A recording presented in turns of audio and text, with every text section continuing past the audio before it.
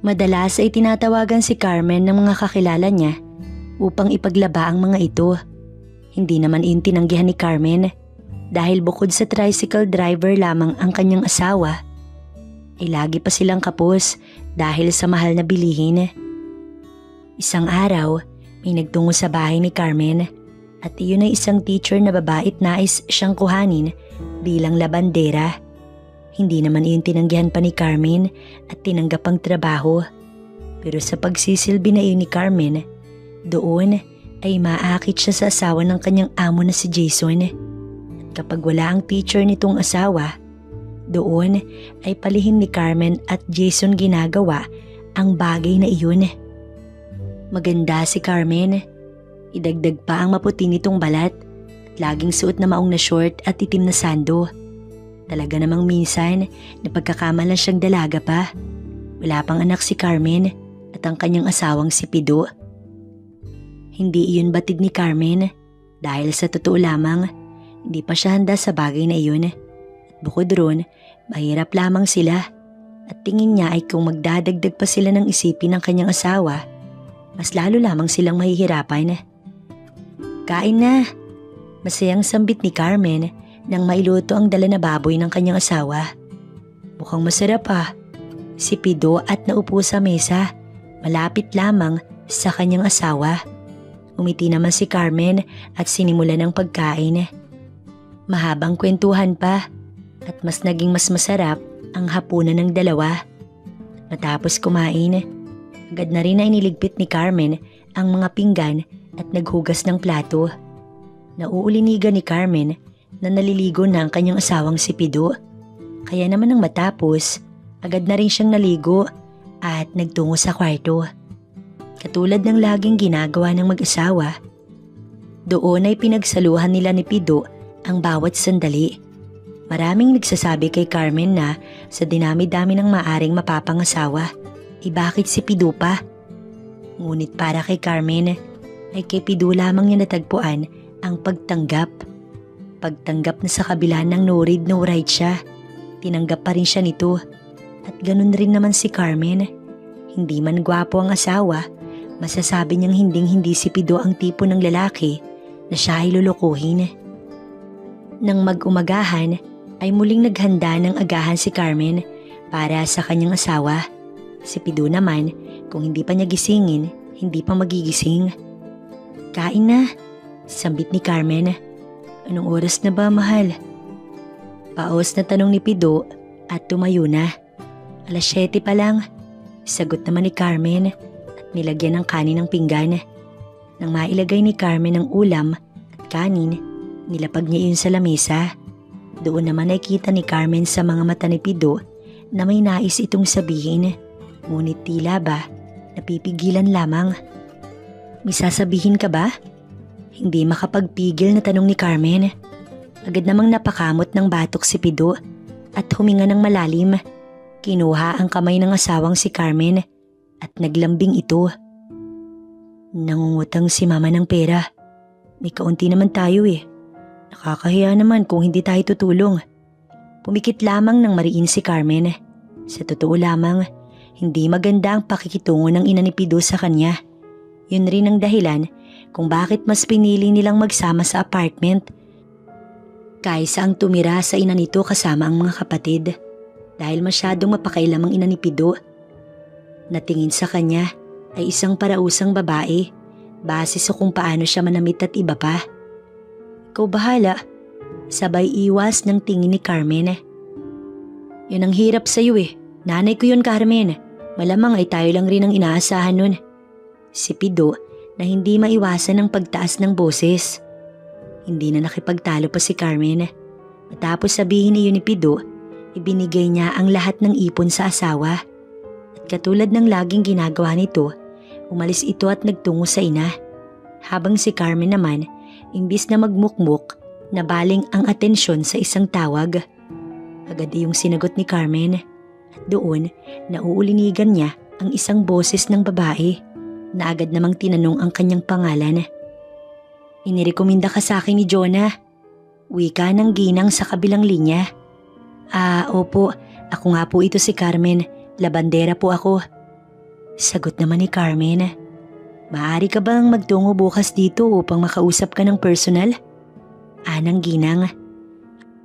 Agad na pa-oo si Carmen dahil isa yang trabaho at isa pa'y ayaw niyang nagsasayang ng oras sa bahay. Dahil bukod sa wala naman si Pido doon maghapon, wala rin siyang ginagawa. Nang matapos ang tawag, muling nag-ayos si Carmen ng bahay dahil aalis siya dahil may labada sa kabilang kanto. Muli ay katulad ng lagi niyang ginagawa, kapag natapos sa trabaho ay nagtutungo sa palengke upang mamili ng sapat lang sa kanila. Matapos naman mamalengke, magtutungo sa tolda upang kumuha ng motor. Ngunit sa pagkakataong nakauwi si Carmen, laking gulat niya nang makita ang motor pang pasada ni Pido sa bahay. Mahal, si Pido nang makita si Carmen. Hindi naman umimik si Carmen at dinala lamang niya agad ang plastic na pinamili sa kusina. Ngunit hindi pa man lumilipas ang ilang minuto, ay naramdaman na ni Carmen ang bulto ng asawa sa kanyang likod at doon ay ramdam ni Carmen ang paghawak ni Pido sa kanyang bewang. Sorry na, malambing na sambit ni Pido. Ikaw kasi, wika ni Carmen, ngunit agad siyang hinalikan ni Pido. Halik na may pagmamahal. Dahil sa halikang iyon, parehas na nagliyab ang kanilang mga katawan, kaya naman hindi na nila napigil ang mga sarili. At katulad ng laging nagaganap, ay muli nilang ginawa ang bagay na makapaghahatid sa kanila sa dulo. Bukod doon, makakapagpabaliw sa kanila. Tagumpay naman nilang narating ang dulo. Pawisanang sila ay matapos. Nang magising si Carmen ng maaga, nagluto na rin siya. Hindi niya naginising pa si Pido at nagtungo sa lugar ng teacher na tumawag sa kanya kahapon. Ilang minuto rin ang naging biyahe sa pagsakay ng motor ni Carmen. At nang bumaba sa saktong lugar na sinabi, muli ay naglakad si Carmen sa harap ng malaking bahay. At doon, kita ni Carmen ang teacher na tumawag sa kanya na tila ba kanina pa siya inaantay. Ako si Ana. Bungad ni Ana kay Carmen at ngumiti. Halika, pumasok ka muna. Carmen po. Wika ni Carmen at sumunod kay Ana. At nang makapasok naman, doon bumungad kay Carmen ang magandang bahay ni Ana. Sa totoo lamang, si Ana ang masasabi ni Carmen na mayaman sa lahat ng ipinaglaban niya. May 3 palapag na bahay at magagandang dekorasyon. Pati na rin mga sofa at kung ano pa'y talaga namang pangmayaman. Ngunit ang mas nakapukaw ng atensyon ni Carmen, yun ay ang asawa ni Ana na abala sa pag-ayos sa garahe ng isang kotse. Jason, si Ana sa asawa. Eto nga pala ang bago nating labandera. Sa malayo, tinanaw lamang ni Jason si Carmen. Doon ay agad na napukaw ang buong atensyon ni Jason, ngunit hindi ipinahalata sa asawa ang pagkamangha sa bagong labandera. Bahagyang umiti si Carmen, sa seryoso pa rin at abala na si Jason. Nang pumasok sila sa loob ni Ana, doon na bumungad kay Carmen ang mga labada. At katulad nga ay agad naman na sinimulan ni Carmen ang paglalaba nang maiwan siya sa laundry area ng bahay. Lunes at tingin ni Carmen, may trabaho si Ana. Kaya naman 2 lamang silang naiwan sa bahay. Naging panatag naman si Carmen dahil may kasama siya at hindi siya nag-iisa. Ngunit ang tahimik na paglalaba ni Carmen, mapupuno ng kaba nang maulinigan niya ang isang babae.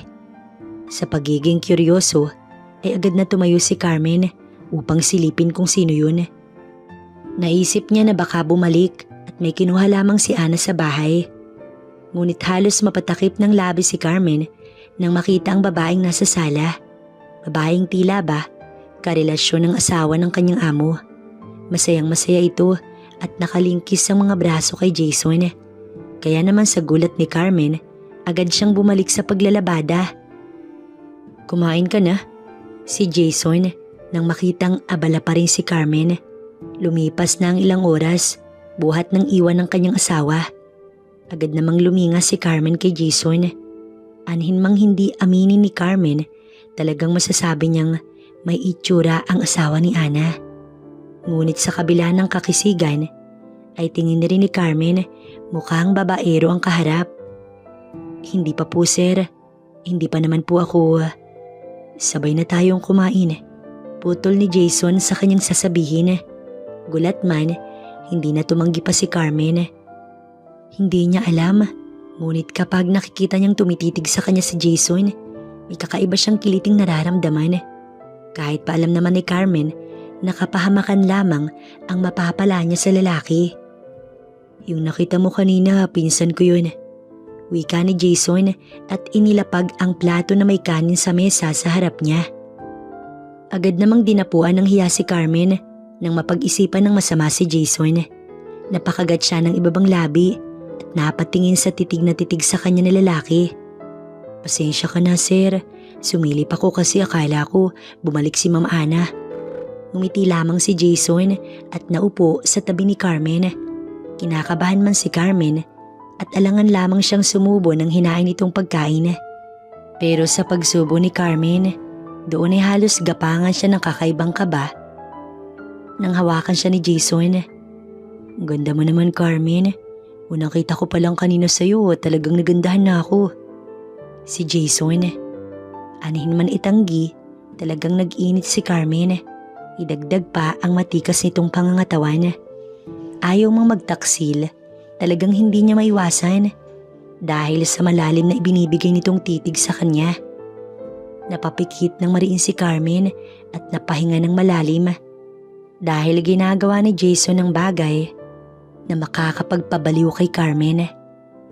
Hindi itatanggi ni Carmen na di hamak mas magaling si Jason kaysa sa kanyang asawa. Halos kapusin siya ng gusto ng hangin. Ang ganda mo talaga Carmen, wika ni Jason at naghanda na upang umpisahan ang totoong laban. Ngunit bago pa man magawa ang makasalanang gagawin na, naputol iyon nang may naulinigan silang parating. Agad na tumayo sa pagkakaupo si Carmen at ganun din naman si Jason.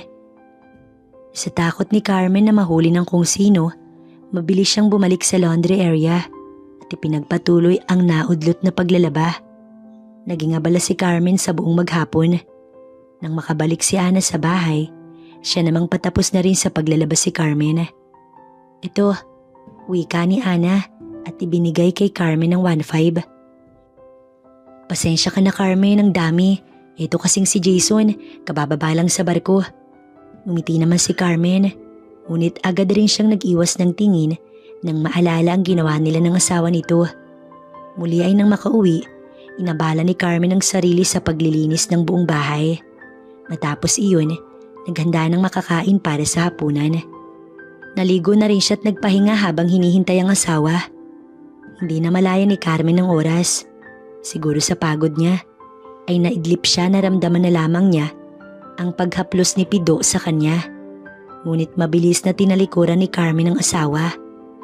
Pagod ako Pido, wika ni Carmen na ang totoo, pati sa panaginip, idinala na niya ang pagkahumaling kay Jason. Kumain ka na ba?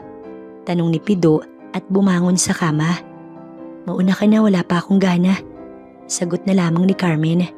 Ilang tanong pa ang sinagot niya bago siya muling napag-isa. Muli ay napapikit na lamang si Carmen nang naalala ang labi at haplos ni Jason sa kanya. Kaya naman nang mag-init ang sarili ay agad siyang nagtungo sa banyo. At doon ay habang abala si Pido sa pagkain sa kusina, inabala naman ni Carmen ang kanyang sarili upang marating ang dulo. Tagumpay ngang narating ni Carmen ang dulo. Nang matapos ay mabilis na siyang lumabas ng banyo. Kita ni Carmen ang tulog na si Pido, kaya naman agad siyang nagtungo sa kusina at niligpit ang kinainan nito. Lumipas pa ang mga araw na tila nangungulila si Carmen dahil sa naudlot na tagpo nila ni Jason. Kaya naman sa trabaho na lamang niya inabala ang sarili. Sabado at walang gagawin.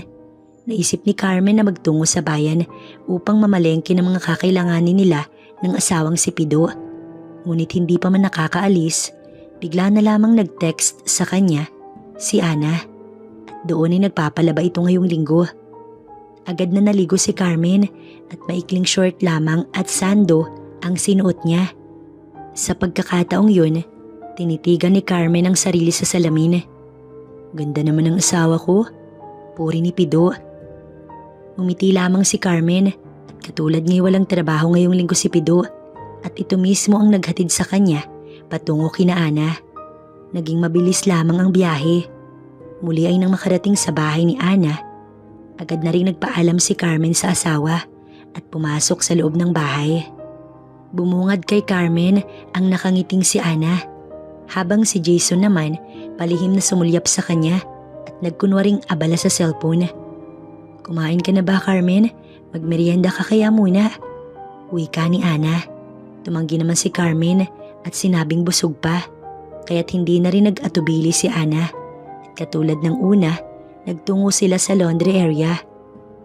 Nagustuhan ni Jason ang laba mo. Masayang wika ni Ana. Malinis ka daw maglabat pulido. Naku, salamat po ma'am.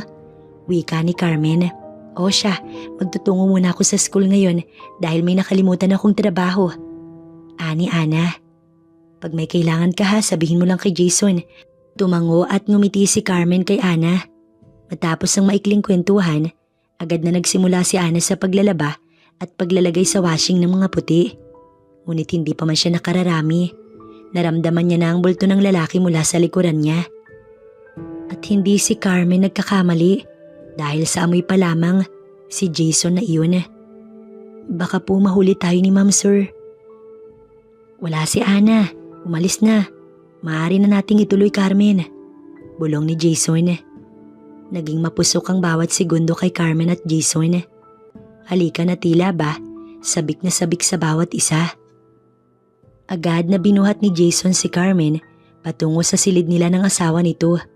At doon ay inihiga ang napakagandang si Carmen. Lahat ng gawin ni Jason ay halos ikabaliw ni Carmen.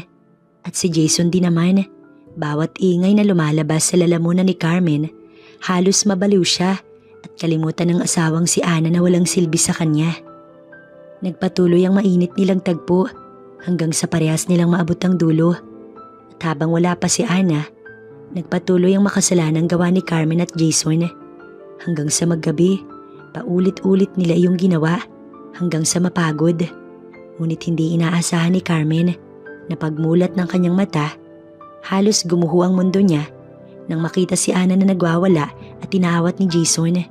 Doon ay mabilis na umalis si Carmen sa bahay ng mag-asawa. At doon, pilit na kinalimutan ang mga nangyari. Dahil sa huli, mas pinili ni Jason na palayasin siya at piliin ang mahal nitong asawa.